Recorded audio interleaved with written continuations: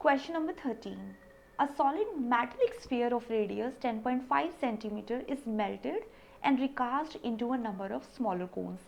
यानी एक metallic sphere है और उससे हमने कुछ कोन्स बनाए, तो एक से ज़्यादा कोन है, राइट? तो ये हो गए हमारे मेटलिक स्फीयर।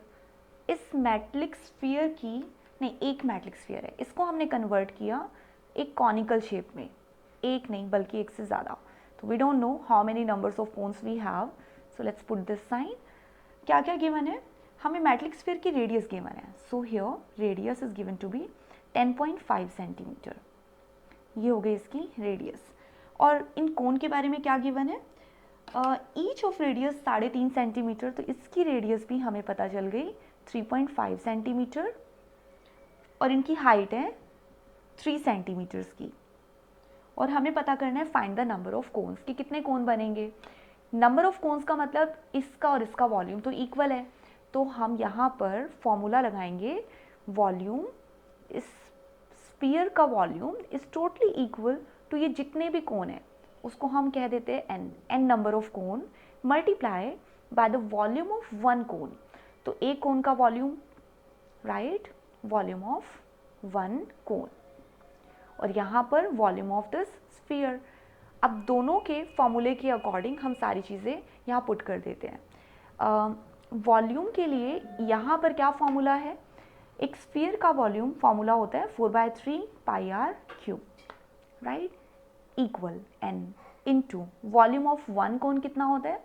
ये फॉर्मूला होता है 1/3, है ना, πr²h। लेकिन इन दोनों की रेडियस अलग अलग है, तो आइडेंटिफिकेशन के लिए हम इसे कह देते हैं कैपिटल R, और यहाँ पर इसे स्मॉल r ले लेते हैं ताकि हमें आइडेंटिफाई हो जाए। मैं यहाँ पर भी इसे कन्वर्ट कर देती हूँ और यहाँ पे इसे कैपिटल R कर देती हूँ, ठीक है? अब क्लियर है? अब मुझे n की वैल्यू फाइंड आउट करनी है, तो ये सारी वैल्यूज़ मुझे यहाँ लानी होगी, राइट?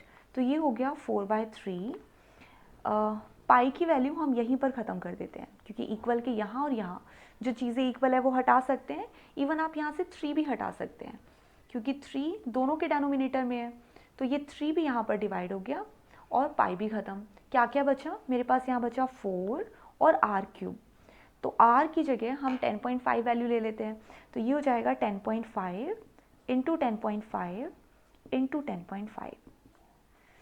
4 और r³ की वैल्यू हमने यहाँ लिख दी। बाकी r² और h जो यहाँ बचा, ये भी हम इक्वल के यहाँ ले आते हैं।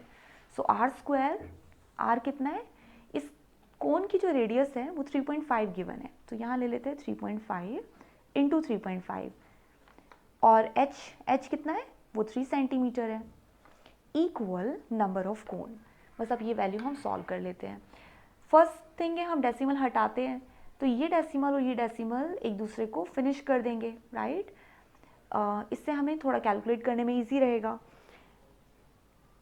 ये वाली वैल्यू 3 पर पूरी ख़त्म। देखिए 35 को 3 से मल्टीप्लाई करेंगे तो 105 आएगा, तो 35 इंटू 3 इक्वल्स 105, ये हमने हटा दिया।